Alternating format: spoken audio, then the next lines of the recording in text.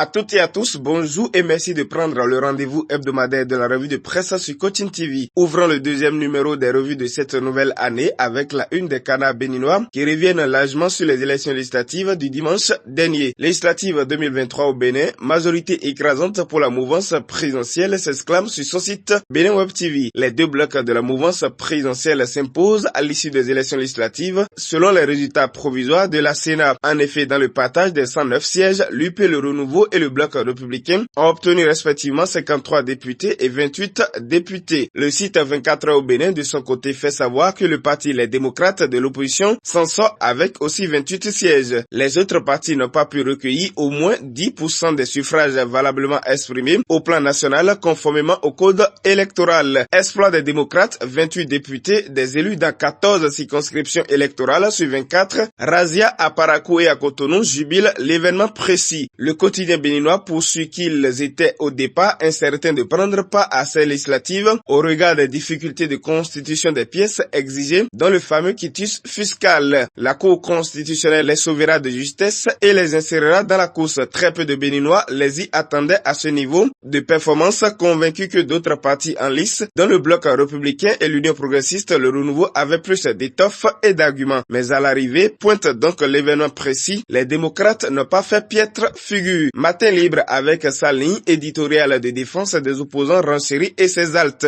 excite le Parlement monocolore avec les résultats provisoires donnés par la Sénat et confirmés en grande partie par la Cour constitutionnelle ce jeudi. Le Bénin vient de fermer une parenthèse de sa récente histoire politique. Ces résultats qui permettent aux partis politiques d'opposition les démocrates de faire son entrée au Parlement viennent siffler la fin du Parlement monocolore, celui de la 8e législature. Selon la Cour constitutionnelle, le taux de pourcentage est de 37,79%, informe La Nation. Le matinal plus féministe note que 28 femmes vont faire leur entrée au Parlement, ce qui est une première au Bénin. Avec donc la présence de toutes les personnalités de la mouvance présidentielle et celle de l'opposition, les débats à l'Assemblée nationale de la 9e législature s'annoncent passionnants, intéressants et houleux, prévient déjà la nouvelle tribune. Le contrôle de l'action gouvernementale sera surtout le cheval de bataille pour les honorables députés, surtout ceux de l'opposition qui, lors de la campagne électorale, ont fait cette promesse à leurs électeurs. Mais en attendant, le parti Les Démocrates, dont le président Boniaï est le mentor, annonce son désaccord avec les résultats de la Sénat, à en croire le journal des étudiants Le Révélateur. Le parti compte introduire un recours près de la Cour constitutionnelle pour être rétabli dans ses droits. Seulement, pointe Gasquiani Info, le parti exhorte ses militants au calme et à la sérénité. Pour le président Patrice Talon, c'est le Bénin qui a gagné. Il n'y a ni perdant ni vainqueur. Lance à sa une La Nation. La presse burkinabé, très avertie de la vie politique béninoise, manifeste également sa fierté pour le dénouement des élections législatives au Bénin. Globalement, constate le pays, l'on peut dire que tout est bien qui finit bien. Car contrairement aux précédentes législatives qui avaient été émaillées de violence, ces législatives ont connu une campagne civilisée qu'il faut mettre à l'actif de tous les acteurs politiques. Le scrutin, même s'il n'a pas connu une forte mobilisation, s'est déroulé sans le moindre couac. Toute chose qui mérite d'être saluée, surtout dans un continent où élection rime avec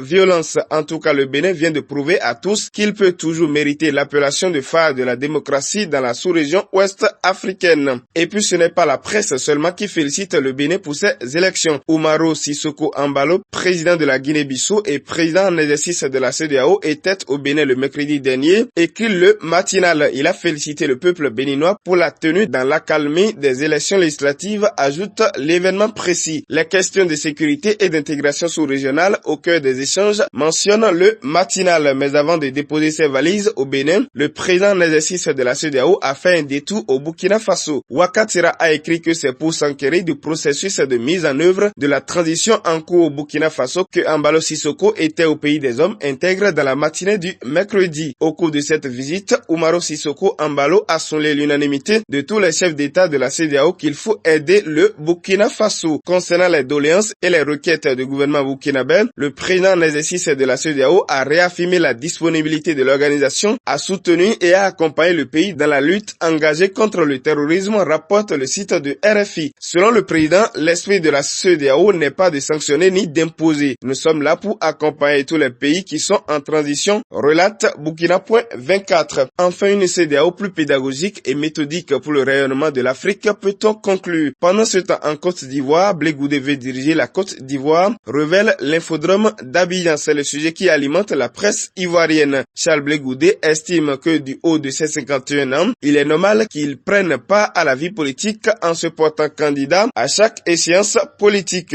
J'ai servi derrière, j'ai servi au milieu et maintenant je veux servir devant, a soutenu Charles Blé Goudé, confirme le site d'information abidjan.net. Et pour y arriver, Charles Blé Goudé souhaite l'annulation de sa condamnation à 20 ans de prison en Côte d'Ivoire, remarque Jeune Afrique. Son discours se veut plus conciliant depuis son retour au pays avec les acteurs politiques, y compris son mentor Laurent Gbagbo, avec qui il affirme garder de bons rapports, même si depuis son retour, les deux hommes ne se sont pas encore rencontrés, à en croire le pays. Pour rappel, Charles Blé Goudé, surnommé le général de la rue, était poursuivi à la CPI depuis 2014 pour des accusations de crimes contre l'humanité durant les violences de la crise post-électorale de 2011. Toujours en Côte d'Ivoire, au lendemain de la libération des 46 militaires ivoiriens par les autorités maliennes et accueillis en héros ce week-end à Abidjan, selon le témoignage de France 24, le président Alassane Ouattara souhaite réchauffer ses relations avec Bamako. RFI, qui a suivi le dossier de très près, a révélé qu'il y a eu un premier entretien téléphonique entre Alassane Ouattara et le colonel Assimi Goïta le lundi dernier. Le chef de l'État ivoirien a réitéré au chef de la junte malienne son souhait de l'inviter à effectuer une visite d'amitié à Abidjan pour réchauffer les relations entre les deux pays. Fin de cette revue de presse africaine. Conception Jérôme Kako avec Guillaume Fond depuis le studio Komlan Bena Pouillon de Cotonou. Merci de nous avoir suivis. On se retrouve la semaine prochaine. D'ici là, portez-vous bien.